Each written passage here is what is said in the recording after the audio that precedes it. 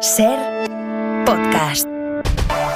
Algunas consideraciones sobre la crónica de este lunes. La primera, hoy se cumplen 5 años desde que caducó el mandato del Consejo General del Poder Judicial. 5 años caducado. Pero es que además el de hoy, este aniversario de la caducidad, hoy es el primer aniversario en el que tenemos ya sobre la mesa una sentencia del Tribunal Europeo de Derechos Humanos de junio de este año que dio la razón a los jueces españoles que denunciaron el bloqueo. O sea que ya no es solo que el Consejo siga operando sin legitimidad, sin capacidad de hacer nombramientos, con una mayoría conservadora ficticia, atrincherada. No, es que Europa, el Tribunal Europeo de Derechos Humanos, pintó la carita a España en una sentencia de junio de este año y aquí no ha pasado nada.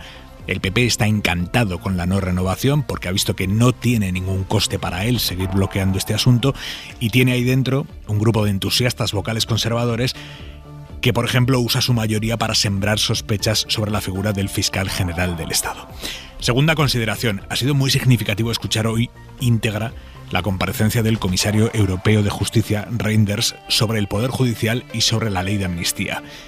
Salvo para quienes vengan de casa ya queriendo entender otra cosa, hoy Reynders ha dejado claro que respecto a España, lo que le preocupa a la Comisión Europea es que se renueve ya el Consejo General del Poder Judicial, que la ley de amnistía es algo que consideran un asunto interno de España, que la Comisión pidió a España el texto, lo recibió, que ha trasladado algunas preguntas, pero que no se va a pronunciar sobre la ley de amnistía hasta el final del trámite parlamentario.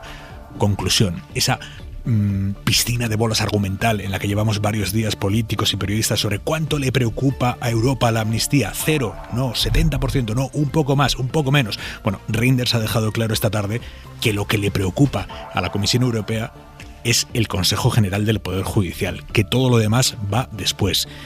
Que ellos lo que quieren es que primero se renueve el Consejo y después se cambie la norma para futuras renovaciones. Que podría hacerse al revés si hubiera acuerdo en España, pero que su propuesta, la de la Comisión Europea, es primero renovar y después cambiar la ley para futuras renovaciones. Esto del orden es muy importante porque es exactamente lo contrario a lo que ha marcado hoy el PP como condición. Dice el PP, nosotros solo nos vamos a sentar a negociar si primero cambiamos la ley y después renovamos el Consejo. Bueno, pues Europa ha insistido esta tarde en que ellos, a priori, consideran que tiene que ser al revés. Entonces, claro, esos partidos que estaban deseando que Europa hablara claro y que dijera lo que le preocupa y lo que no, cuando hoy dice Reynders, no, es que lo que nos preocupa es la renovación del Consejo. Entonces esos partidos ya hacen una escucha selectiva. Esto que nos dice Europa pero que no nos vale para zumbar al gobierno, entonces ya no lo atendemos. Tercera consideración de la crónica de hoy. Sí ha dicho Reynders algo sobre la amnistía que no es menor. Dice, más allá de que es un debate interno y que la Comisión no se pronunciará hasta el final del trámite, dice, le hemos trasladado al gobierno algunas preguntas sobre la ley. ¿Por qué no nos aclaran exactamente qué preguntas ha trasladado Europa y asunto zanjado? ¿No habría un disolvente mejor ante la sospecha que la transparencia de hacer públicas esas preguntas que hoy tanto Reynders como Bolaños han reconocido que Bruselas ha trasladado a España, pero no nos concretan cuáles son? Cuarta reflexión sobre la crónica de este lunes. ¿Quién en el gobierno ha pensado que era una buena idea para defender la negociación de PSOE y Junts en Suiza, apelar a las negociaciones en Suiza entre el gobierno de España en tiempos de Aznar y una banda terrorista? Y me llama mucho la atención, ¿no?, el que la derecha pues haya puesto el grito en el cielo, ¿no? Porque al final, en fin, si uno mira hacia atrás, pues en circunstancias mucho más difíciles, en negociaciones muchísimo más complejas porque afectaban a la violencia y al fin del terrorismo, yo recuerdo al gobierno de Aznar reunirse en Suiza con una banda terrorista, en este caso con ETA, ¿no? El presidente Pedro Sánchez ha hecho esta reflexión 2 veces aquí en la SER esta mañana, en su entrevista No Hoy por Hoy con Ángels. ¿En qué momento han pensado que era una buena idea apelar a la negociación, acertada o no, pero negociación entre un gobierno y una banda terrorista, apelar a ello para defender que haya negociaciones en Suiza con verificador internacional entre 2 grupos parlamentarios con representación en el Congreso de los Diputados? Y quinta y última consideración de la crónica de este lunes, y hablando del Congreso, posiblemente hayan oído hoy a Vox, no, rompemos relaciones con el Partido Popular, es que el PP no quiere trabajar de nuestra mano para parar este golpe de Estado que está dando la izquierda. Lo primero, que el Vox no rompe nada con el PP, porque allí donde gobiernan, que son comunidades, ayuntamientos, ahí no rompen nada. Por lo tanto, eso de salir hoy con rompemos con el PP, eso es buscar casito y poco más. Sí que están muy cabreados con el PP en Vox, pero no porque haya una falta de unidad de acción ante la amnistía y el gobierno ilegítimo y tal. Están cabreados por la pasta, porque PSOE y PP han pactado un reparto de las presidencias de las comisiones del Congreso y Vox se queda fuera. Hasta a Junts le ha caído una comisión no legislativa, la de seguridad vial. Y en el reparto de comisiones hay dinero en juego. Un diputado, si preside una comisión, le suma a su sueldo 1.500 euros más al mes. Y Vox culpa al PP de haberlos excluido del acuerdo en lugar de haber diseñado una estrategia común de la derecha. Al final, siguiendo el rastro del dinero, ahí se entiende casi todo.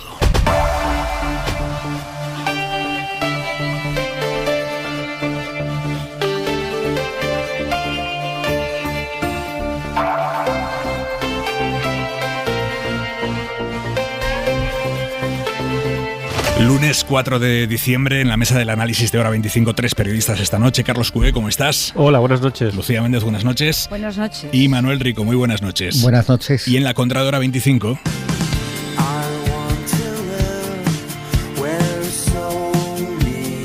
hoy el expresidente Aznar ha tachado de error diplomático garrafal la posición del actual gobierno de España ante Israel por las matanzas de civiles en Gaza. Pero ir allí a no pedir la liberación de los rehenes, a no criticar el ataque y además decir que se está organizando una matanza premeditada, pues me parece evidentemente un error diplomático garrafal, que vamos a pagar caro. Palabras de Aznar en Antena 3. Manuel Javois, buenas noches. ¿Qué tal, Aymar? Buenas noches. ¿Te has escuchado atentamente hoy, Aznar? Me he escuchado atentamente y me he quedado además con ese titular que todos los medios están replicando.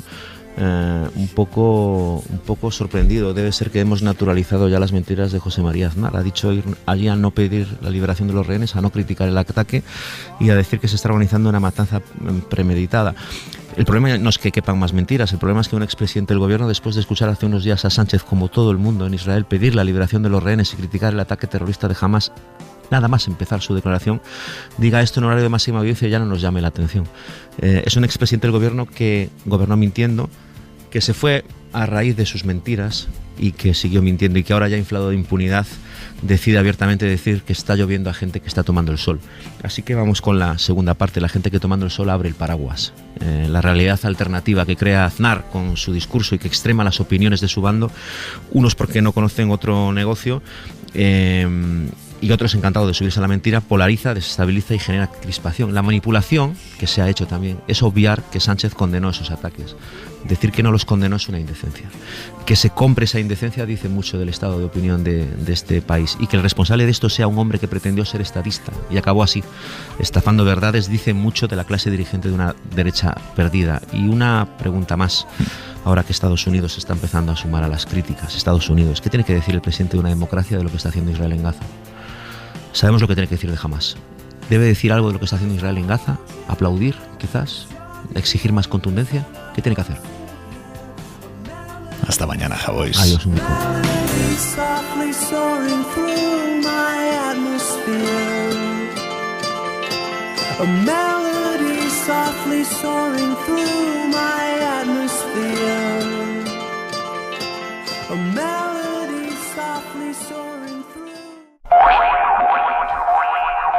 Es una semana rara esta que tenemos por delante con el macropuente al final de la semana, pero los cimientos de la crónica informativa de esta semana se han fijado hoy aquí en la SER, en la entrevista de Ángels a Pedro Sánchez esta mañana en Hoy por Hoy.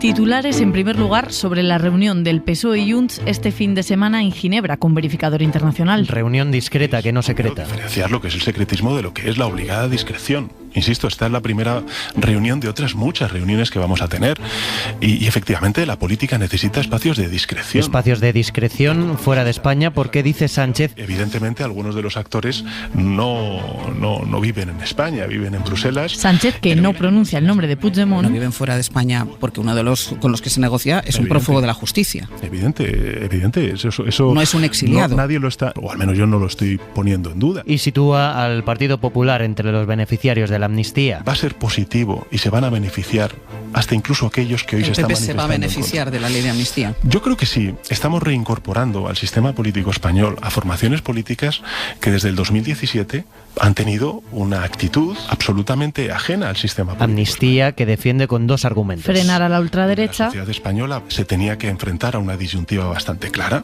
y era si queríamos pues seguir el camino de otros países, no solamente en Europa, sino también fuera de nuestro continente, donde bueno, pues el avance de la derecha y la ultraderecha y mejorar la convivencia, pero sin promover el olvido. Es poner el contador a cero, pero no es poner la memoria a cero. El presidente sostiene que la medida fortalece a la democracia, que no erosiona el Estado de Derecho. Sí, le puedo garantizar que a mí no me ven como el Orbán del Sur. Que es lo que le ha dicho el Partido Popular. Y se queja precisamente... Yo escucho a Vox decir: Sánchez es un dictador, y a Feijóo decir que yo soy un enfermo mental. Es que no venía a insultar a la política española. Me niego a pensar que estamos en el mismo nivel, ha dicho Sánchez.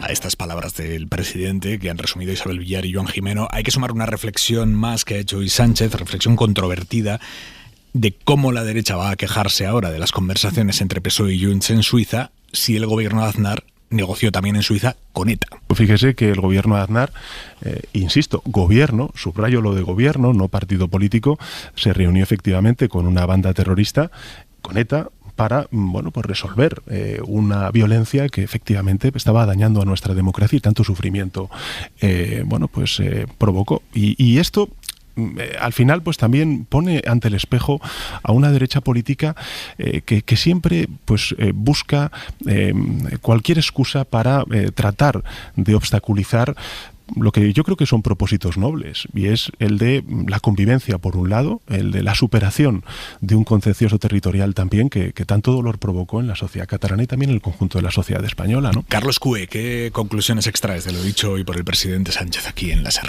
Bueno, yo creo que el Sánchez hoy llegaba con una encuesta encima de la mesa, que es la encuesta que ha publicado hoy la SER y el diario El País, en el que decía que el 60% dice que la amnistía es una injusticia. Yo creo que esa encuesta de alguna manera ha sobrevolado la entrevista en todo momento, y por eso Sánchez hace un esfuerzo, creo que bastante rato de la entrevista ha sido sobre eso. Dame un segundo, vamos a poner todos los datos sobre la mesa y ya completamos el análisis. Perfecto. Con esa encuesta, efectivamente, el 60% de los españoles considera que la amnistía es injusta y un privilegio. Encuesta de 40dB para la serie El País. David Junquera, buenas noches. Injusta y un privilegio es como califican la amnistía casi 6 de cada 10 preguntados en el último barómetro de 40dB para la SER y El País. Un 85% de esos encuestados creen que el PSOE la pone en marcha influido por su deseo de llegar a Moncloa, y los argumentos que esgrimen los socialistas no terminan de seducir a los españoles. Apenas un 37% piensan que Ferraz está impulsando esta ley persiguiendo una mejora de la convivencia.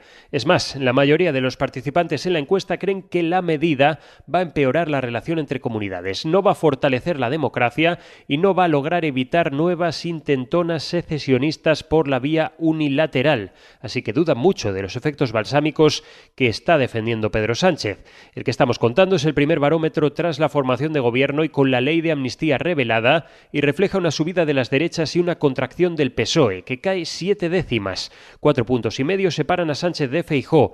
Vamos a hablar de escaños porque se entiende mucho mejor. Si hoy pasáramos por el colegio electoral, Feijóo nada más tendría que apañarlo con Abascal para gobernar. Entre sus dos partidos recolectarían 177 parlamentarios, uno por encima de la mayoría absoluta.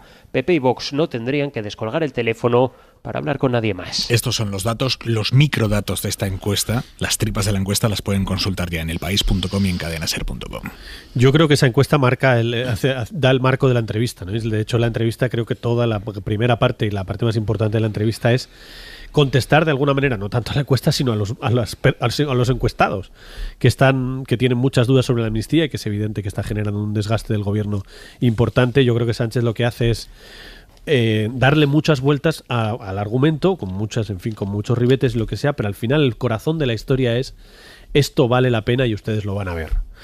Y denme tiempo porque van a ver dentro de un tiempo que esto vale la pena. Y vale la pena por dos cosas. La fundamental, la más importante, es por el gobierno progresista, por las medidas que vamos a tomar, por la subida de las pensiones, por la subida del salario mínimo. Ha anunciado que mañana va al Consejo de Ministros una ley de paridad. Van a ir muchas reformas en las próximas semanas y decisiones políticas importantes para demostrarle al electorado que vale la pena hacer una cosa que claramente no querían hacer, que es la ley de amnistía. Y la segunda es la idea esta de hacer de la necesidad virtudes. No solo va a valer la pena porque tenemos un gobierno progresista y no un gobierno de PP-Vox, que es lo que tendríamos si no aceptáramos la amnistía, sino que además la amnistía va a ser buena para el conflicto en Cataluña, igual que lo fueron los indultos, y lo veremos con el tiempo. Yo creo que toda la entrevista gira alrededor de eso, efectivamente con errores comparativos. Yo creo que es evidente que es un error comparativo el de la cita en Suiza de una banda terrorista y un gobierno, porque lo que había el otro día ahí son dos partidos democráticos que tienen representación en el Parlamento, ¿no? Compararlos con una negociación terrorista es complejo. Yo creo que todo ese es el corazón de la historia. Lo que pasa es que el gobierno tiene un problema que va a ser sistemático, y es que Junts necesita el aterrizaje de Junts, que es muy complejo y que evidentemente tiene un coste también aquí. Aquí se está dejando muchos pelos en la gatera a todo el mundo, no nos olvidemos. Porque hay gobierno, porque hay mucha gente cede. Si no, no habría gobierno. Porque hay un gobierno que requiere 8 grupos en el Parlamento. Eso quiere decir que ha habido mucha gente que ha cedido mucho. El gobierno ha cedido muchísimo. Una ley de amnistía, imagina la cesión más grande que se pueda imaginar. Pero es que del otro lado también han cedido. Es que Junts ha cedido a aparcar el referéndum de autodeterminación, que era el corazón de su proyecto político. No ha renunciado históricamente a él, pero no lo ha puesto encima de la negociación. Y para hacer un aterrizaje necesita mucha pista. Y esa pista es muy molesta para el PSOE. Y lo va a ser sistemáticamente. Porque la pista de Junts implica una excepción, dar la imagen de excepcionalidad. ¿Por qué las reuniones en Suiza? Pues porque lo ha pedido Junts. ¿Por qué hay un verificador? Pues porque lo ha pedido Junts. ¿Por qué lo ha pedido Junts? Porque Junts está en una competencia brutal con Esquerra, en la que necesita, de hecho lo ha dicho hoy el portavoz de Junts, hemos conseguido más en un mes que en 4 años. O sea, ya lo estás viendo. Ellos necesitan decirle a su electorado independentista: oiga, señores, estos de Esquerra son unos blandos, los que de verdad llevamos al gobierno y llevamos al PSOE a Suiza somos nosotros. Los efectos prácticos de eso, pues ya lo veremos. Pero evidentemente el gobierno, esa piedra en el zapato, la va a tener sistemáticamente, porque Junts necesita darle una enorme dimensión a la excepcionalidad para que parezca, o para que la gente vea que hace cosas mucho más potentes que las de Esquerra. Y a la vez el gobierno necesita Esquerra, y no es casualidad que evidentemente mientras estaba anunciando la reunión en Suiza se anunciara que va a haber una reunión en la Generalitat con el presidente aragonés. Pues todo esto es muy complicado. Evidentemente iba a ser una legislatura complicada, pero el resultado final de todo eso es lo que tendrá que juzgar la gente, y es lo que Sánchez ha venido aquí a este estudio que estamos ahora a convencerle a todo el mundo de: oiga, ustedes van a ver muchísimas cosas, pero aquí lo que vale la pena es que hay un gobierno y una agenda progresista potente. Lucía Méndez.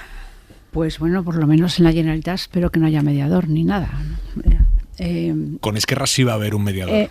También no, otro. Sí, un mediador distinto. No sabemos quién. Es distinto, no entre gobiernos, con Esquerra. Entre el PSOE y Esquerra. No entre gobiernos. De hecho, ha confirmado hoy Pedro Sánchez así que el verificador con Esquerra no va a ser el mismo que con Junts. En principio parece que no va a ser el mismo.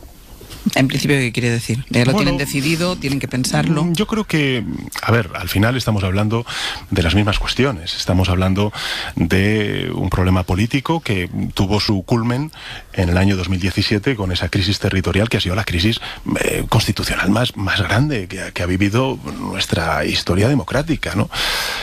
Y me gustaría que de alguna manera pudiéramos llegar a un proceso de negociación en donde estuvieran esas dos partes afectadas, ¿no? En este caso en el independentismo, Esquerra Republicana y Junts per Catalunya, pero en todo caso parece que ahora mismo eso es muy prematuro, está muy verde, y por tanto, bueno, vamos a tener esa interlocución con ambas formaciones políticas en distintas mesas. Pluriverificadas las negociaciones del PSOE con los partidos independentistas a mí me chifla la naturalidad con la que el presidente del gobierno, secretario general del PSOE, dice: no, pues creo que no va a ser el verificador. No, me parece que no va a ser, pero tampoco sé muy bien. Bueno, yo creo que, salvo que en la Moncloa estén encerrados en una especie de búnker al que no llegue lo que pasa en el exterior, cero sorpresa que la sociedad española esté en contra de lo que está haciendo el gobierno con la ley de amnistía. Cero sorpresa. Creo que la encuesta de hoy del País es una más. No El es País la y la cadena SER. Perdón, de la País y de la cadena. No es que esté haciendo de menos, simplemente digo. Ya lo sé. No, lo ha dicho porque me estaba mirando a mí. No, lo estoy diciendo porque Carlos ha dicho que la actuación del presidente del gobierno hoy en estos micrófonos se debía a la encuesta de hoy como si fuera una sorpresa. Y yo creo que de lo que ha pasado en los últimos meses, la Moncloa debe tener algún sensor que le indique que efectivamente esto del País y la SER es un resumen que se ha publicado también en otros medios, aunque, en fin, no haya sido el día que entrevistaban al presidente del gobierno en estos micrófonos. Bueno, yo creo que la comparación con una reunión del gobierno de José María Aznar con la banda terrorista ETA en Ginebra se explica sola. Creo que es una especie de, si no es porque no encuentra argumentos o porque, en fin, hay una dificultad argumental política evidente en el gobierno, en el presidente, en el Partido Socialista y en todos los ministros y en todos los dirigentes. Entonces, hombre, estaría bien que no parezca que nos están tomando el pelo, ¿no? Porque hay equiparaciones, incluso equiparaciones que son dolorosas para los afectados, porque cuando se compara esto con el matrimonio gay, que el PP no aceptó, pero luego aceptó, hombre, no sé si las personas que querían ese derecho, en fin, están muy contentas con que se comparen determinadas circunstancias. Yo creo que se debería tener un poquito de cuidado, ¿no? Yo creo que el presidente del gobierno quiere liarnos a todos. Por ejemplo, la respuesta del Laufer, diciendo que el Consejo General del Poder Judicial, las circunstancias que supongo que luego hablaremos, que el Partido Popular se ha negado y se niega y los conservadores se han aferrado ahí a ese órgano institucional, a ese órgano constitucional, es Laufer. Bueno, pues esto sí. Todo es Laufer, nada es Laufer. Y simplemente es una manera de intentar corregir el error que el Partido Socialista, a mi juicio, cometió haciendo de esta palabra una parte del acuerdo con Junts.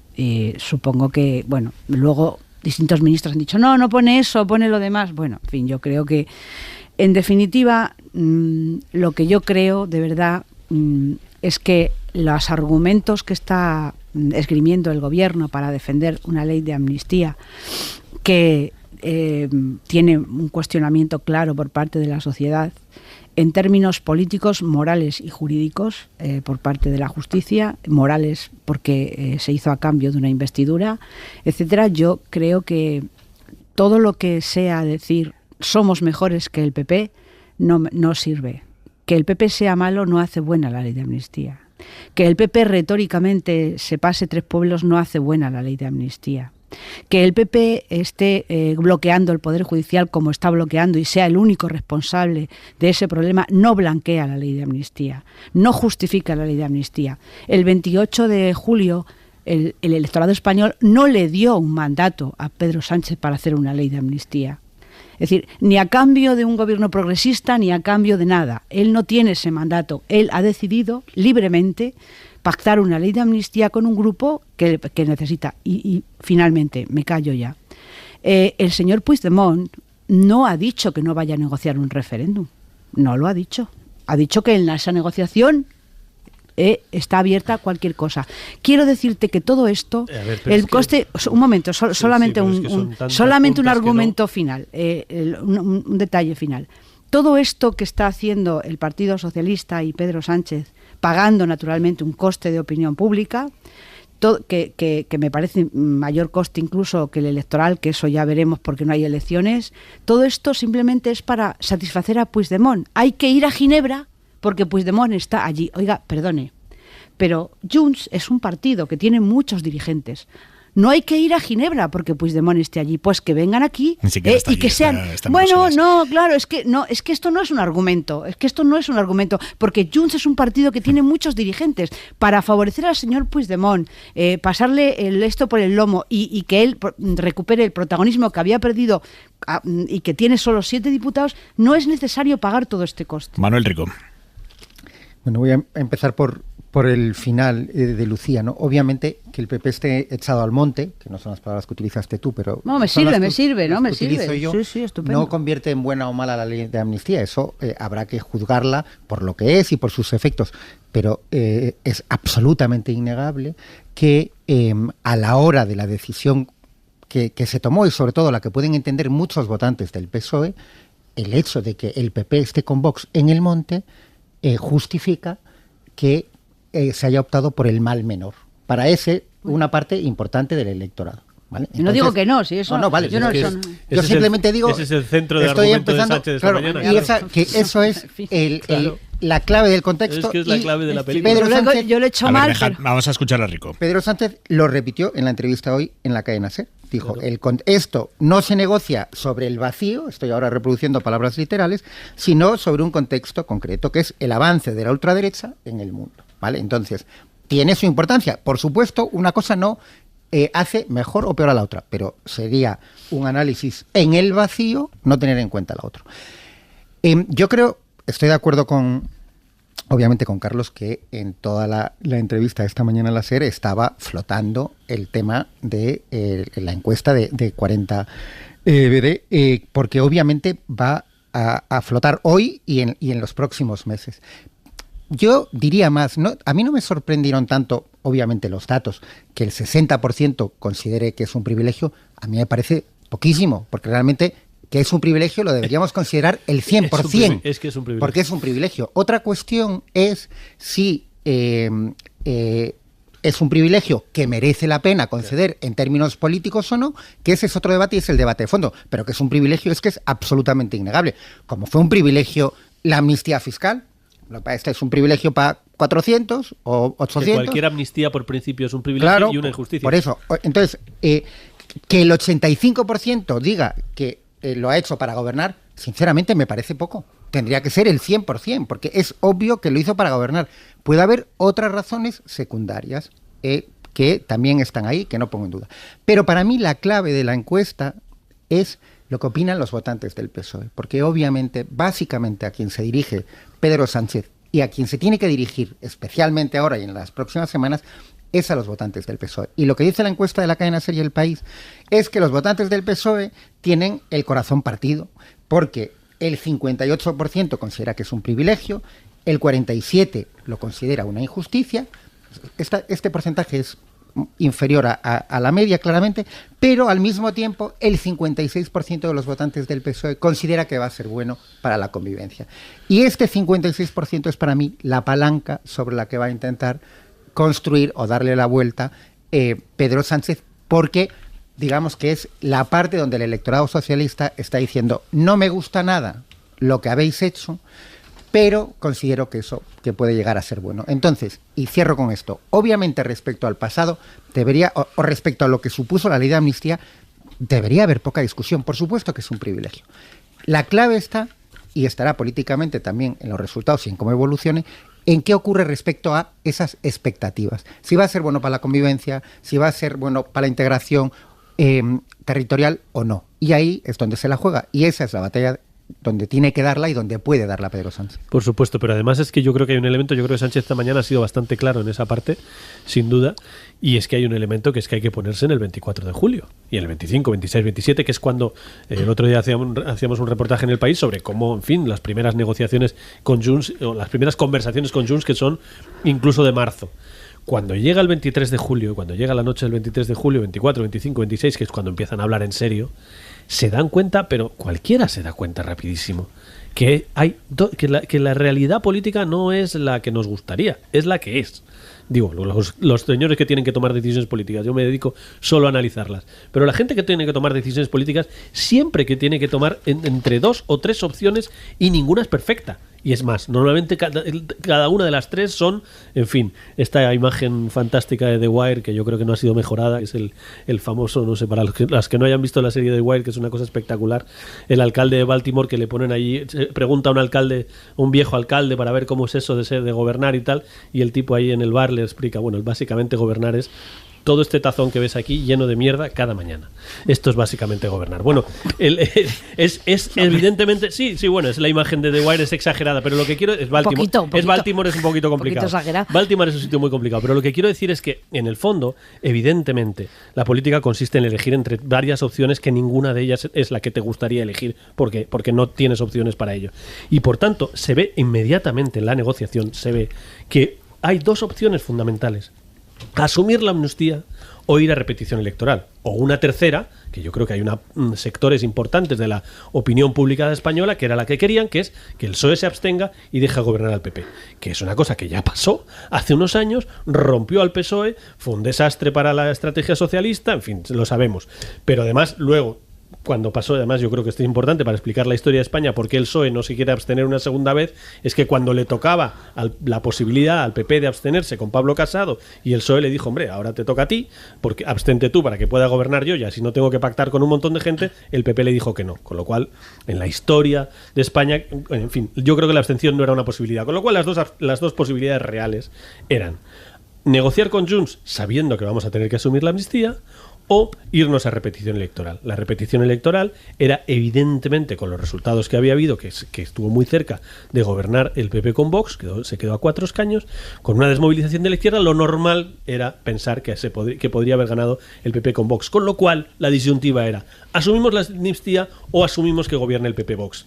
Negar eso en el análisis, Lucía, negar que la disyuntiva es esa, es, creo, negar la evidencia y es negar el análisis racional. A partir de ahí se puede estar con una posición o con la otra. Así que, pues yo creo que no se tenía que haber asumido el coste de la amnistía, se tenía que haber ido a repetición electoral. Hay gente en la encuesta del País hace unos meses, había votantes socialistas que decían, pues hay que repetirse. El País y la cadena SER, hace unos meses, me corrige el director, el único que lo dice bien soy yo. Y no yo lo he dicho bien la primera vez, pero la segunda Rico ya me he dice acelerado. de la cadena SER y el País. No, el Rico dice la empresa encuestadora, que queda mucho mejor. que lo que digo es que efectivamente hubo encuestas que dijeron, no, pues hay gente que quiere ir a repetición electoral, pero la disyuntiva es esa, y la disyuntiva en todo momento ha sido esa: o negociar con Junts o repetir las elecciones, Lucía, o abstenerse. Bueno, pues entonces hay que pagar el coste político correspondiente, ¿no? Es decir, eso es lo que ha asumido la disyuntiva. Claro. Yo creo que esa disyuntiva y pensar que puedes convencer a la gente, que yo creo que es lo que va a intentar Sánchez. Esa disyuntiva es un poquito reduccionista. Dime tú, dime más opciones. En fin, no las voy a decir aquí porque tampoco es cuestión de dar, esto es un contrafáctico, ¿no? De dar marcha atrás. Estamos donde estamos. Pedro Sánchez ha optado, Pedro Sánchez ha pasado ese Rubicón, Pedro Sánchez está asumiendo digamos la decisión más controvertida y más polémica y más discutida de su mandato, y lo peor es que esto nos aboca a una legislatura como la que vamos a tener, porque la ley de amnistía es sencillamente un chicle pegado al zapato de Pedro Sánchez, que por mucho que intenta quitárselo del medio, no puede. ¿Tú no crees era que obligatorio. Que la ley de amnistía, Lucía, va a quedar amortizada en términos de opinión pública, no lo creo, como ha quedado claramente los indultos? No lo creo, porque te voy a decir por qué. Porque los indultos no provocaron ni la mitad de protestas que está provocando esto. Porque la ley de amnistía, en su tramitación, no va a ser como los indultos, que se aprobaron y punto. No, y se aplicaron, se acabó. Y Junquera salió de la cárcel, todos los demás salieron de la cárcel y no pasó nada más. No. La ley de amnistía, según todas las previsiones, va a tardar en aprobarse muchos meses. Va a tardar en aplicarse muchísimos meses, y hay la posibilidad, en fin, la hipótesis clara de que alguien como Europa o como X cuestiones que sean planteadas por los jueces pueda incluso no permitir que se aplique tal y como está en el texto que se ha publicado en el Congreso. Es decir, que no va a ser una ley que se apruebe y al día de mañana se acabó. No, esto va a ser una piedra en el zapato, esto va a ser un coste político para el gobierno todos y cada uno de los días y de las semanas. Rico. Independientemente de que no haya manifestaciones, que no las habrá. Ahora, también otra cosa te digo. Era obligatorio, para evitar un gobierno PP y Vox y unas elecciones, reunirse en Ginebra con un mediador internacional experto en la violación de derechos humanos y refugiados, como si España no respetara los derechos humanos, como si acabáramos de salir de un problema de guerrilla, como si acabáramos de salir de una... ¿Era obligatorio eso? Manuel. Pregunto. ¿Era obligatorio para evitar un gobierno PP-Vox? Venga, Lucía. Claro. A ver... O preguntas así al... No, es que claro, parece que... No, es que había que hacer esto o un gobierno... No, oiga, no. A ver, no. Yo quiero decir que Carlos se defiende solo, pero insisto, si la disyuntiva, contesto, la disyuntiva clara era o gobierna el PP con esta ultraderecha y con esta política de ultraderecha, que demostraron claramente los 2 meses anteriores a las elecciones el disparate que es y el atentado contra derechos o los elementos de racismo, de machismo, etcétera, que tienen y que siguen, porque cada segundo día hay un espectáculo. Un día es una concejal haciendo que le da simulando que le pega un tiro a una oponente política. Con estos gobiernan, ¿vale? Entonces, o ese cóctel eso no lo votó la gente. O el PSOE. ¿Perdón? Eso no lo votó la gente. ¿Qué no votó? El gobierno PP-Vox no lo votó. Ah, bueno, por eso no existe. Pero perdóname. Ahora es que gobierna Pedro Sánchez. No, pero tampoco lo votaron para las comunidades autónomas y existe ahí. Entonces, a ver, lo que es indudable es que la disyuntiva era esa. Es más, Carlos dijo, la disyuntiva era, en caso de repetición electoral, desde el punto de vista del PSOE, no, sí lo sabemos, desde el punto de vista del PSOE, el riesgo de que gobernase la derecha y la extrema derecha, evidentemente, pero es que en el mejor de los escenarios posibles, para el PSOE estaría en el mismo escenario, que es negociando otra vez con los nacionalistas. Con lo cual, desde el punto de vista del PSOE, el análisis es obvio.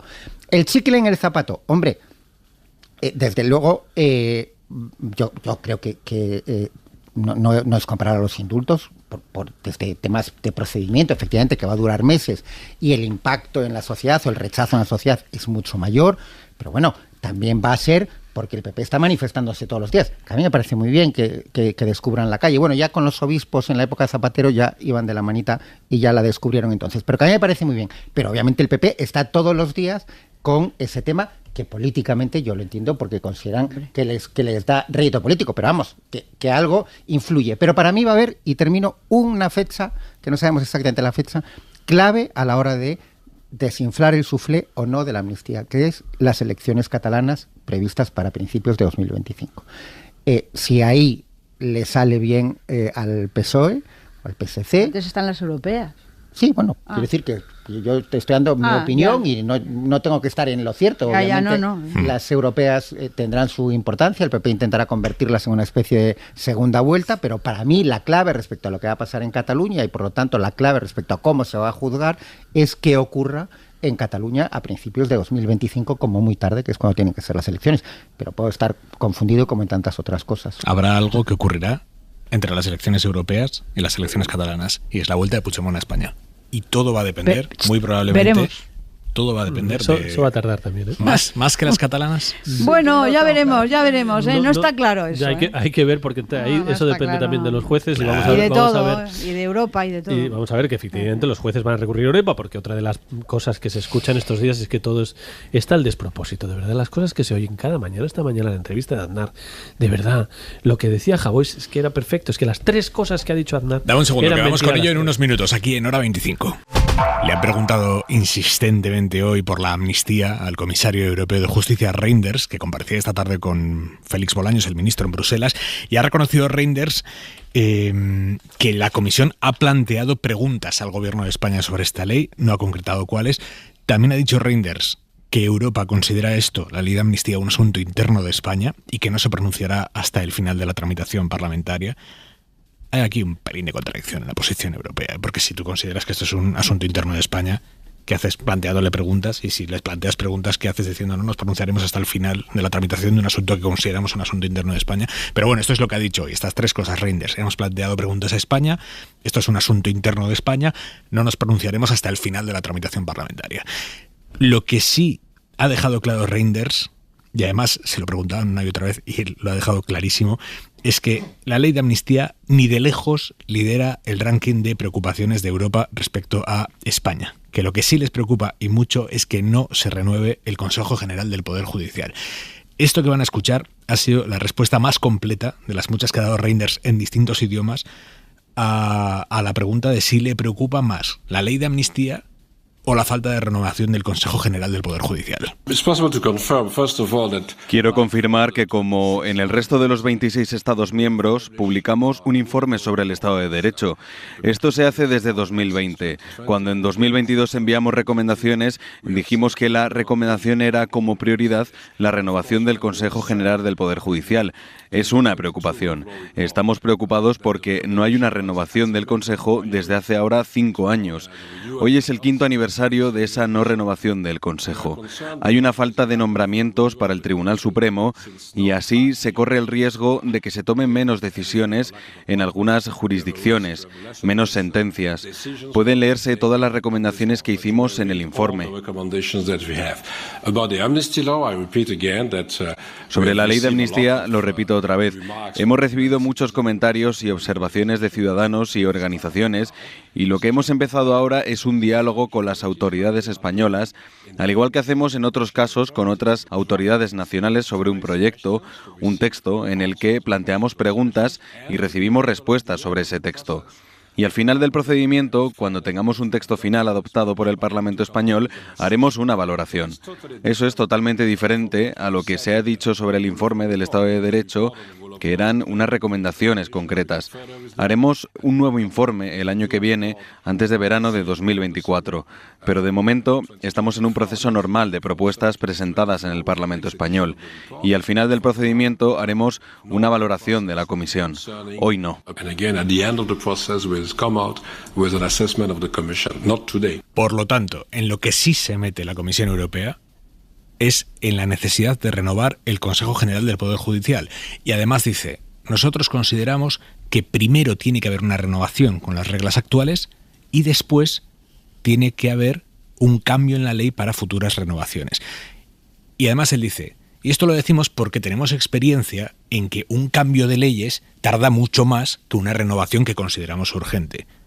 Y le han dicho, ¿y si fuera al revés? Y entonces ha dicho el comisario, hombre, si a mí me vienen de España y me dicen que hay un acuerdo entre distintos partidos políticos para primero cambiar y inmediatamente después renovar, pues lo estudiaríamos. Pero la posición de la Unión Europea es que primero hay que renovar el actual Consejo General del Poder Judicial y después cambiar la ley. Claro, esto lo dice Reinders, que no es un socialdemócrata. Este señor es un tipo liberal bastante afín al Partido Popular. Claro, esto lo he escuchado el Partido Popular esta tarde aquí, cuando hoy por la mañana habían dicho, no, nosotros como condición para sentarnos exigimos que primero se cambie la ley y después haya una renovación. Claro, entonces al PP estas palabras de Reinders le ha desbaratado la estrategia entera. ¿Qué ha hecho el PP después de escuchar a Reinders? Mariela Rubio, buenas noches. ¿Qué tal? Buenas noches, Aimar. Decir, hombre, igual ya no exigimos primero el cambio de ley para después renovar, sino que si se hace exactamente al mismo tiempo también nos sentamos. Pues ha sido exactamente así y el PP ha terminado, como dices, enredado en su posición sobre la renovación del Consejo General del Poder Judicial. El origen ha sido la postura que defendía hoy Génova, insistiendo en que no se van a mover de la posición fijada por Feijóo hace meses, concretamente en mayo. Esto es, no renovar en ningún caso el Poder Judicial con la actual ley, la del reparto entre partidos, y solo hacerlo si antes se cambia la ley para que sean los jueces los que elijan a los jueces. Y una vez en vigor ese cambio, es decir, con el cambio ya publicado en el BOE, el PP aceptaría, y solo en ese caso, renovar con el nuevo sistema. Así lo decía Aimar Feijóo en mayo. Y cumplir esa vieja aspiración de España, que creo que ya es inaplazable, que de los 20 miembros del Consejo General del Poder Judicial, 8 que son juristas de reconocido prestigio se elijan en Cortes y 12 lo elijan entre los 5.000 jueces y magistrados en España. Para Feijóo en mayo, Aimar, esta condición, es decir, que el cambio estuviera publicado en el BOE, era irrenunciable. Y hoy ha insistido en ese mismo mensaje el portavoz del partido, Borja Sémper. Lo escuchamos. Si el presidente Sánchez cambia su posición o vuelve a decir lo mismo que decía antes de ser presidente del gobierno, y lo que nos dice es, oiga, estoy dispuesto a profundizar en la independencia del órgano de control de los jueces y que los políticos no influyamos, que sean los jueces los que elijan a los jueces. Pues nos sentaremos, claro, porque lo hemos puesto negro sobre blanco, lo hemos cambiado de opinión. Esta es nuestra posición. Y esto es lo que puede esperar el señor Sánchez. Pero si nos quiere enredar, si nos quiere meter en este bucle de decir una cosa a la contraria, a nosotros no nos va a enredar. Sin embargo, esta tarde, Aimar, como dices, el PP ha cambiado de posición, o al menos la ha matizado muchísimo. Y ese cambio ha coincidido con las palabras de Reinders, que siempre ha sido partidario de que se renueve primero el Consejo con la ley actual, si es necesario, y luego ya se cambie. Así que el PP ha adaptado en cierta manera su postura a la posición del comisario europeo, y a esta hora de la noche, Aimar, aseguran desde la calle Génova que el PP aceptaría renovar el Consejo con la ley actual, es decir, con el tradicional reparto entre partidos, si en el mismo momento se cambie el sistema para que la siguiente renovación sí se haga con ese sistema en el que los jueces elijan a los jueces. Mariela, gracias, buenas noches. Buenas noches. Es inviable, Lucía, pensar en un acuerdo PSOE-PP que desbloquee la renovación durante esta legislatura. Bueno, yo creo que en este caso es el Partido Popular el que nos quiere liar a todos, ¿no? Que lleva desde el mes de mayo del año pasado con esta historia. Yo creo que es el error más grave que ha cometido Feijóo después de llegar a la presidencia del Partido Popular es sencillamente violar su palabra de que era un hombre de Estado, sin asumir que el Partido Popular tiene una responsabilidad de Estado, que es renovar el Consejo General del Poder Judicial. En este caso no se puede ser muy equidistante, porque es evidente que ha sido el Partido Popular quien se ha negado a renovarlo. Por tanto, y además me parece bastante chusco y bastante bochornoso que hayamos puesto este tema en manos de un comisario europeo. Es decir, como si aquí no fuéramos capaces de cumplir una obligación que está en la Constitución. Si las mayorías de la Constitución establecen que o hay un acuerdo PSOE-PP o no se puede renovar el CGPJ. Entonces, cada uno de los actores tiene que asumir la responsabilidad constitucional y el Partido Popular hasta este momento se ha negado a asumirla. Claro, como se ha enredado con el tema del comisario europeo, que lo trajo aquí para poner colorado al gobierno, y ha intentado, digamos, ponerlo de su lado, y al final la lógica, es que al final la lógica constitucional y la lógica de las leyes se acaba aplicando, por mucho que intenten enredarnos a todos, al final, ¿qué pasa? Pues que el Partido Popular es imprescindible para renovarlo, y si no quiere, no se podrá renovar. Claro, el Partido Popular, Feijóo en este caso, ha cometido un error doble, porque por mucha patada que le dé al balón para adelante, él va a tener en la oposición o en el gobierno que solventar esta cuestión. Es decir, es que el Partido Popular no puede evitar tener esa responsabilidad porque la tiene. Solo hay una manera de que no la tenga, que es que cambien las mayorías, y ya ha dicho el gobierno que eso no lo va a hacer.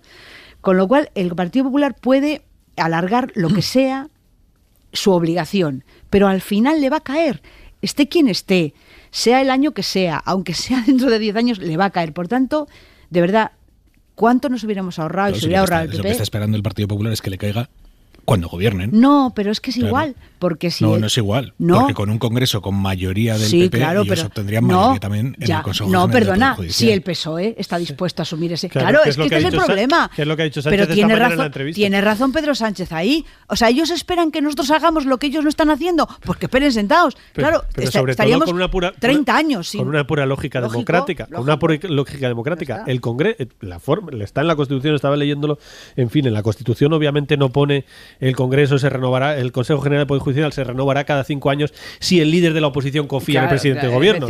No pone. Si el líder de la oposición está de acuerdo con una reforma de la ley no hay ninguna condicionante. Él se renovará cada 5 años y por tanto hay que renovarlo. Eso es indiscutible. Por cierto, en la Constitución tampoco pone que tenga que haber acuerdo entre los partidos para que se active el proceso parlamentario, que esto es una cosa que yo le he escuchado a Manuela Carmena muchas veces que dice, oiga, es que aquí tienen una responsabilidad la presidenta del Congreso y el presidente del Senado y los diputados, incluso aunque no haya acuerdo, echar a andar mañana mismo el procedimiento, activar el sistema de comparecencias, de votaciones de los candidatos y que haya que votarlos todas las veces que haya que votarlos. Fracasaría, pero sí, por lo menos que se vea que el PP no vota. Claro, que escuchemos a los candidatos, porque hay candidatos en una lista oficial desde 2017. Que algunos se les está pasando el arroz, evidentemente. Quiero decir que es una cuestión ya de tiempos, muchos de ellos ya ni siquiera están interesados. Es un despropósito de tal calibre, estoy totalmente de acuerdo con Lucía, obviamente, es un despropósito de tal calibre y efectivamente, desde el punto de vista político, es un error estratégico del libro porque en algún momento te va a explotar, porque si dijeras es que no, bueno, yo espero hasta las elecciones y luego lo resuelvo. Si hubiera alguna posibilidad de evitar esa obligación. Claro, si dices, si espero que estas cosas, bueno, en política pasan, ¿no? Espero 6 meses y esto pasa. No, esto no pasa. Bueno. Esto va a llegar un momento. Y como este Consejo General de Poder Judicial se tenía que haber renovado con el Parlamento de hace 5 años, legítimamente. Bueno, escucha, es que hoy he estado viendo imágenes de cuando los vocales actuales del Consejo tomaron posesión de su cargo. ¿Sabes quién presidía aquello?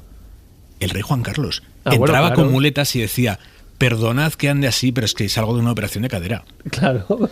Claro, es que estamos hablando de vocales de aquel tiempo. De aquel tiempo, pero de una mayoría, efectivamente, y de cuando se eligieron, de una mayoría muy anterior. Y efectivamente, como se tenía que haber renovado, esto es de mayoría absoluta del PP, pero se tenía que haber renovado en un congreso donde la izquierda tenía más peso que ahora. Rico. Con lo cual, legítimamente, en algún momento, dentro de 7 años, le dirá el PSOE, oiga, no, pero bueno, no, renovamos. Y hará bien. Con la mayoría Y hará bien. No, porque ya hubo un bloqueo en su día por parte del PP y luego cuando le tocó al PP el PSOE no hizo lo mismo. Entonces Feijóo dirá, lo que bloqueo ahora, bloqueado está.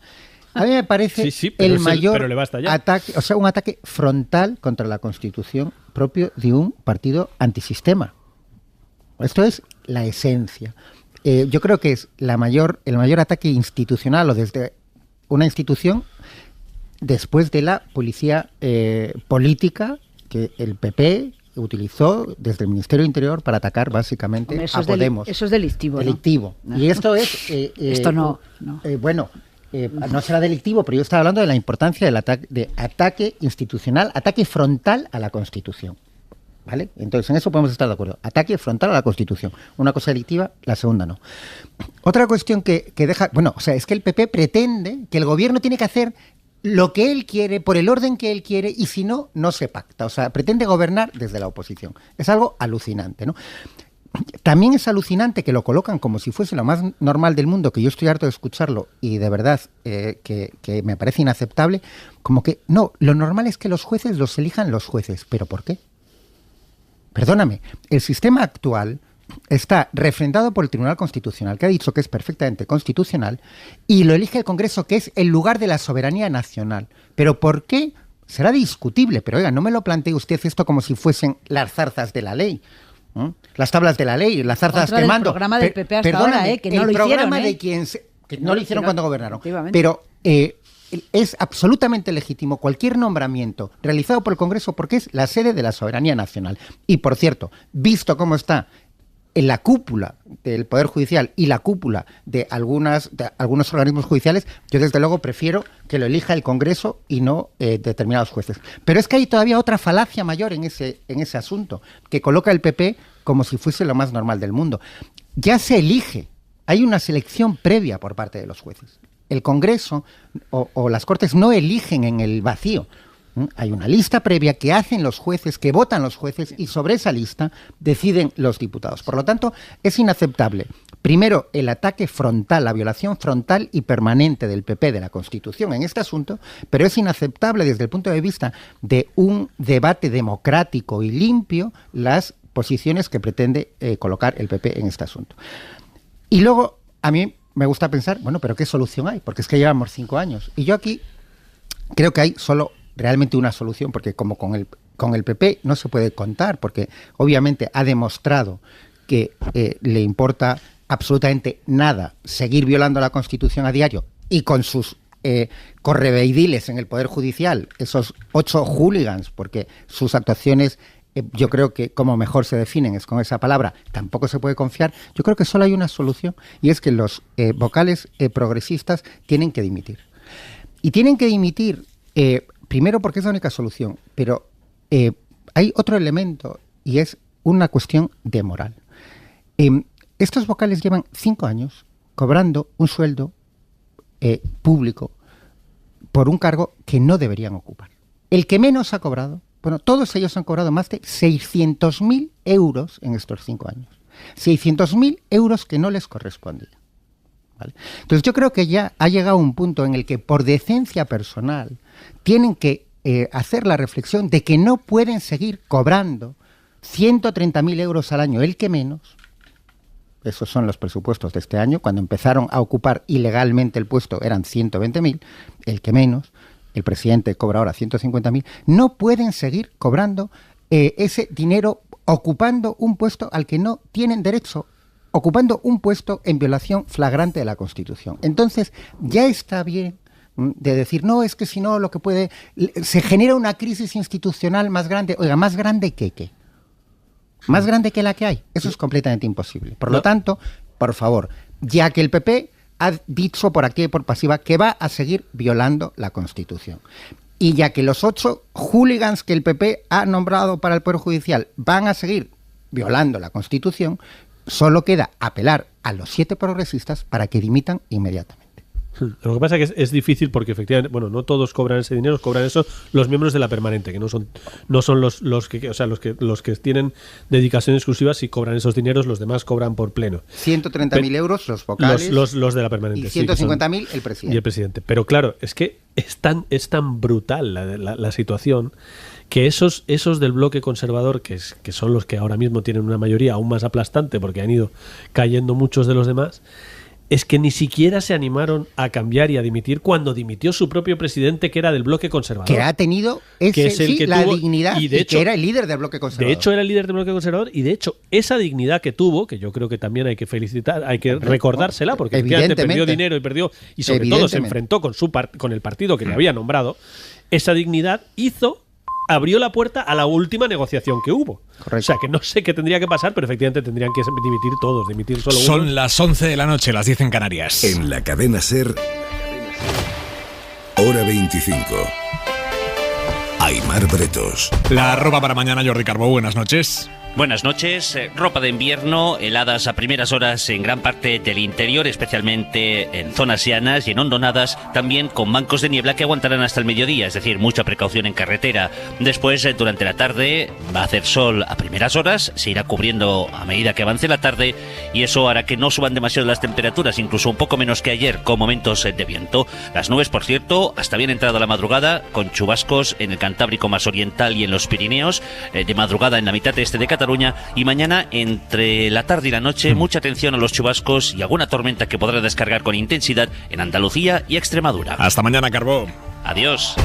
Y hay media el larguero con Carreño. Buenas noches. ¿Qué tal, Bretos? ¿Cómo estás? Pues ¿Cuánto tiempo sin verte? Estupendamente aquí que te veo. Estamos a punto de terminar el último partido de la jornada de Liga. Están empatando a 1 Celta y Cádiz. Expulsado un jugador del Cádiz desde la primera parte, una jugada que va a levantar mucha polémica.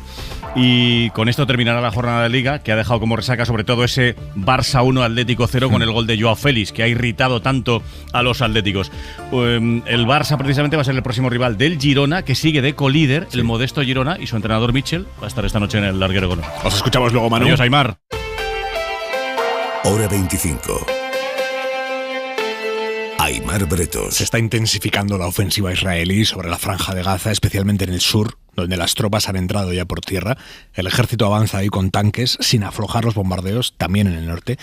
Esta tarde han matado a 50 personas en ataques en 2 escuelas que acogían refugiados, según la agencia de noticias palestina. Enviado especial de la SER, Nicolás Castellano. Buenas noches. ¿Qué tal? Buenas noches, Imar. Pues la última hora es que desde hace más de una hora las telecomunicaciones de la franja de nuevo se han cortado y sabemos muy poco de lo que está sucediendo con los últimos bombardeos que, como dice, se han intensificado, los tanques han entrado también en el sur de la franja y la situación se complica.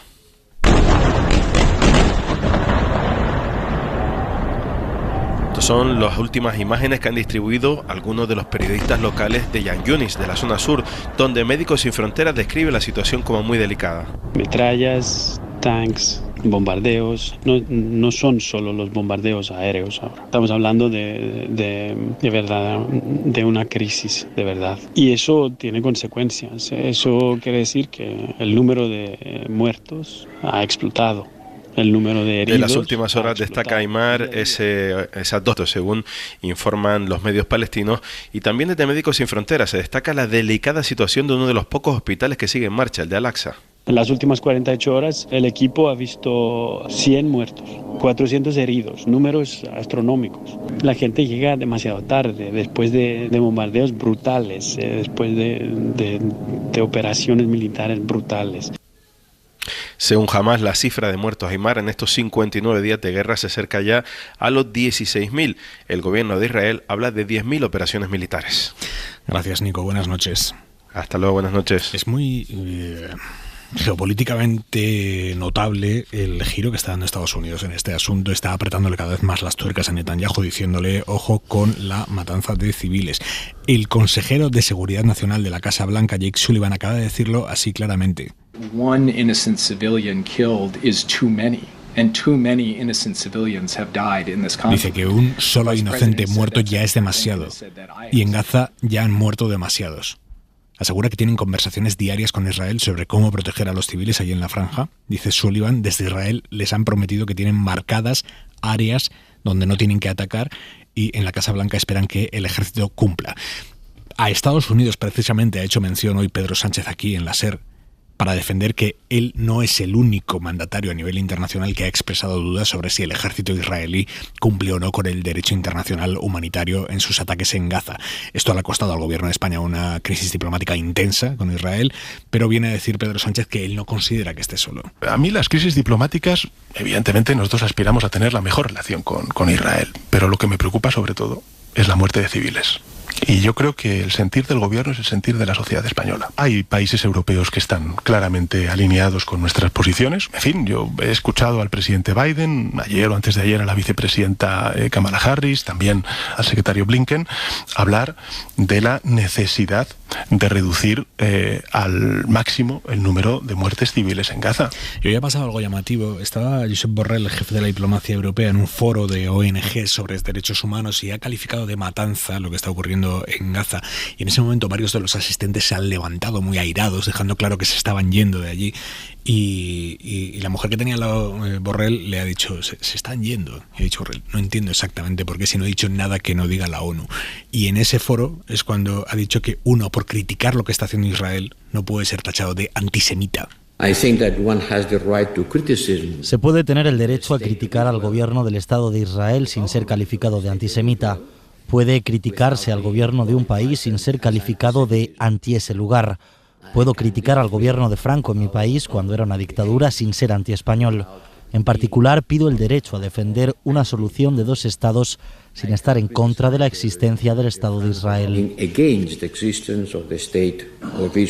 Y a esto hay que sumar las palabras que ya escuchábamos al inicio de esta mesa del análisis, a las 10, de José María Aznar, hoy en Antena 3, diciendo que la posición del gobierno español respecto a Israel es un error garrafal que pagaremos caro. Pero ir allí, a no pedir la liberación de los rehenes, a no criticar el ataque y además decir que se está organizando una matanza premeditada, pues me parece evidentemente un error diplomático garrafal, que vamos a pagar caro. Pues bueno, lo decía antes, las tres cosas que dice Aznar son mentiras, las tres, y Aznar lo sabe perfectamente. No es que Sánchez condenara los ataques a Hamás, es que cualquiera que viera un telediario en España o escuchara un informativo o escuchara la cadena SER o leyera cualquier periódico en España vería las fotografías de Sánchez en el kibutz atacado, con la cara compungida, como no sé, yo estuve allí, nos quedamos todos impactadísimos porque realmente es muy, muy, muy impresionante estar en el lugar donde habían muerto 1.400 personas, en fin, condenando los ataques en las 6 intervenciones públicas que tuvo en Israel, en Egipto. En las 6 intervenciones condenó los ataques. En las 6 intervenciones. En castellano y en inglés. En castellano y en inglés. Si Aznar quiere escucharlo en algún idioma distinto. Es imposible que no lo escuchara, insisto, aunque solo veas las imágenes. Porque si no lo dice en mexicano, aunque solo veas las imágenes de Aznar, de Sánchez en el kibutz, es evidente que está condenando el ataque porque el ataque fue en el kibutz. Pero es que además, luego, es que varias veces dijo que se liberen los rehenes. Es más, estuvo con los familiares de los rehenes. Sin condiciones. Por supuesto sin condiciones. Por si hubiera dudas, se reunió con familiares de los secuestrados, por si hubiera alguna duda.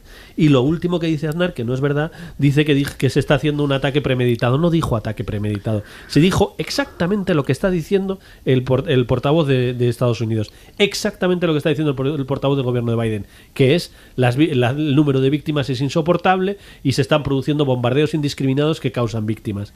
¿Qué es lo que dice porque en España el antisanchismo y el calentamiento de la oposición les nubla muchas veces el análisis, y muchos analistas en este país que solo analizan las cosas. Si lo dice Sánchez está mal, oiga, habrá que muchas de las cosas que dice Sánchez estarán mal, y otras cosas resulta que lo que dice Sánchez lo está diciendo otro montón de gente.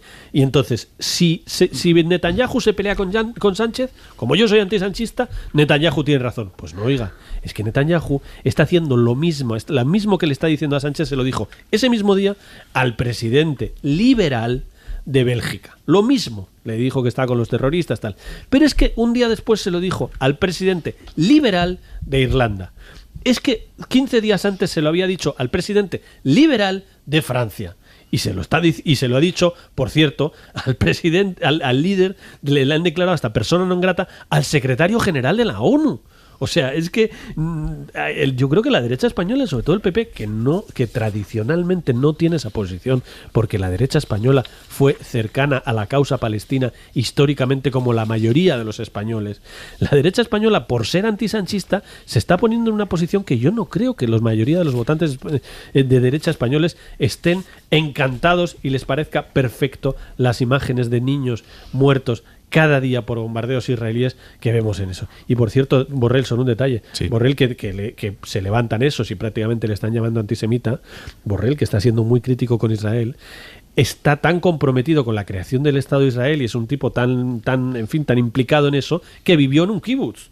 O sea, que eso no es una persona cualquiera, por eso tiene mayor credibilidad para ir allí y decir desde la posición de un amante de Israel que ha vivido aquí, que se creyó este proyecto, y le estoy criticando al gobierno de Netanyahu, que no tiene. Hay muchos judíos en el mundo criticando a Netanyahu y muchos israelíes, que no nos olvidemos que es un gobernante muy criticado internamente, que hasta que ha pasado la guerra había protestas enormes en Israel contra él, y que es un gobernante que gobierna con una coalición, pero que no tiene, en fin, y ahora mismo está bastante tocado en las encuestas. O sea, que no nos olvidemos que hay muchos israelíes en contra de lo que hace Manuel y Lucía.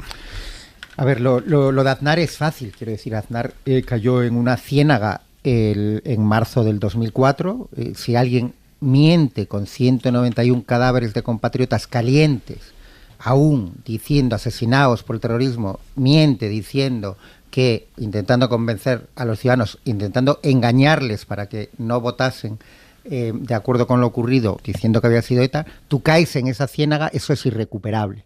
Entonces, Aznar lleva 19 años chapoteando en la misma ciénaga.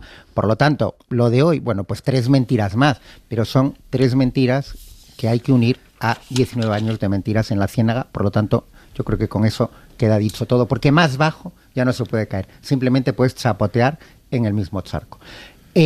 Aunque Pedro Sánchez fuese el único mandatario del mundo diciendo lo que dice, que básicamente es 3 cosas: condenamos absolutamente el ataque terrorista de Hamás, los rehenes tienen que ser liberados sin condiciones, y es absolutamente inaceptable el número de víctimas civiles. Aunque fuese el único mandatario, tendría razón.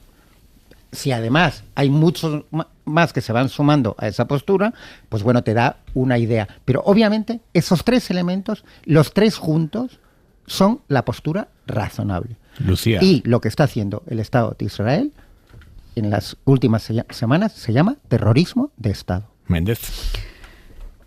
Bueno, yo por precisar un poco lo que comentaba Carlos, yo no creo que Aznar sea exactamente ahora mismo el portavoz ni el líder de la derecha española.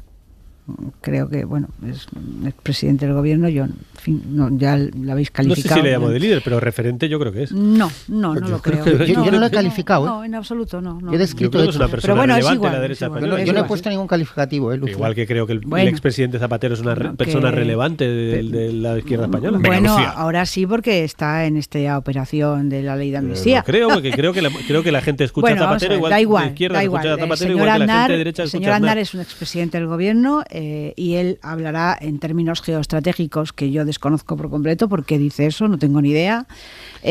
No pensaba eso cuando gobernaba, porque de hecho es una persona que, por ejemplo, tuvo una relación con Arafat bastante cercana. Sí, estuve yo con él precisamente. Por eso digo, que se han girado muchas cosas en la derecha española. Totalmente, pero yo lo que intentaba decir es que no he escuchado a los portavoces del Partido Popular ni al señor Núñez Feijóo hablar en los términos en los que ha hablado el señor Aznar. No lo he escuchado, en los términos contra Pedro Sánchez, en esos términos. Han criticado, pero no en esos términos de una manera tan dura. Porque creo...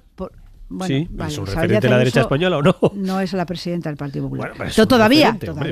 Si no te vale ninguno, solo te vale el jefe. No me vale, no es que no me valga. Isabel Díaz Ayuso es un referente de la derecha española, pero no es de la Dirección Nacional del Partido Popular. Estoy precisando, sencillamente precisando un poquito, ¿no? Esa precisión me parece siempre bien.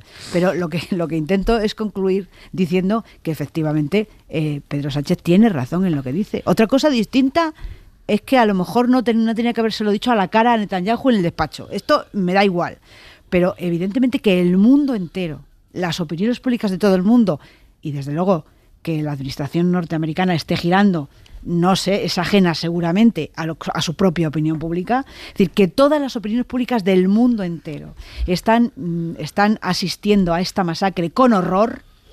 Incluidos los votantes de la derecha española, lógicamente. De todos los partidos, da igual. Es lógico. Es una cuestión de derechos humanos, de humanidad y de piedad. Entonces, a mí, en este caso, yo es que no quiero hablar de geoestrategia, es que a mí no me concierne eso. Es decir, yo lo que veo es que yo soy una ciudadana de este mundo, y que esto que está haciendo Israel es una cosa que me golpea la conciencia, que me golpea la humanidad, que golpea la Declaración de los Derechos Humanos, que va contra la ONU, que el otro día el responsable de UNICEF dijo, esta es una guerra contra los niños. Es algo inimaginable, algo insoportable, como dijo bien Pedro Sánchez. Y ya está, diga lo que diga Aznar, la geoestrategia mundial o quien lo diga. Hoy hemos conocido la detención de 2 agentes del CNI, del Centro Nacional de Inteligencia, por robar información reservada española para vendérsela a Estados Unidos. La detención fue hace 2 meses, la hemos conocido hoy porque la ha desvelado el Confidencial. Uno de los 2 sigue en la cárcel, el otro ha quedado en libertad. Y fue el propio CNI el que presentó la denuncia que investiga ahora una jueza de Madrid. Miguel Ángel Campos. El Juzgado 22 de Madrid, que instruye el caso, ordenó la detención de ambos agentes a finales del pasado mes de septiembre. Uno permanece en prisión, mientras que el segundo está en libertad, aunque con medidas cautelares, y los 2 están imputados por sustracción de información clasificada, según confirman fuentes del caso a la cadena SER. Una información que supuestamente iba a ser vendida a los servicios secretos de Estados Unidos. El caso fue denunciado por el propio CNI a la Fiscalía al detectar en sus controles internos esa fuga de información. El Ministerio Público trasladó el caso a la justicia y el caso recayó en el Juzgado 22 de Madrid, que ejecuta estas diligencias y ha ordenado el secreto de sumario. Mañana el Gobierno aprobará la ley de paridad que quedó en tierra de nadie con la convocatoria electoral. Se aprobó ya en Consejo de Ministros la pasada legislatura, pero decayó cuando se convocaron elecciones.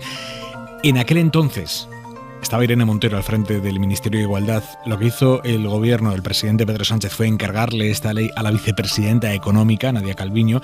Ahora que ya no está Podemos en el Gobierno, la ley vuelve al Ministerio de Igualdad, que está en manos del PSOE. Mariola Lurido, buenas noches. Buenas noches, Aimar. Es una ley que por su contenido y objetivos tendría que estar en igualdad, pero dependía de la vicepresidenta económica, Calviño. Con el cambio de carteras, ahora quedará en manos de la nueva ministra de Igualdad, Ana Redondo, que mañana va a defender la primera ley que aprobará el nuevo Gobierno en el Consejo de Ministros. En la anterior legislatura fue sonada la ausencia de Irene Montero en este proyecto socialista que Podemos y ella misma criticaron por insuficiente y porque sus prioridades feministas eran otras. Nuestra prioridad no es que unas pocas mujeres consigamos reventar los techos de cristal, que es muy importante. Nuestra prioridad es que la última mujer, la más machacada, la que más vulnerados ve sus derechos, se pueda despegar del suelo pegajoso y pueda llegar también a pensar que ella también puede reventar ese techo de cristal. La ley impondrá la paridad en la política, la empresa, los órganos constitucionales y los consejos profesionales. Establece una cuota mínima del 40% de mujeres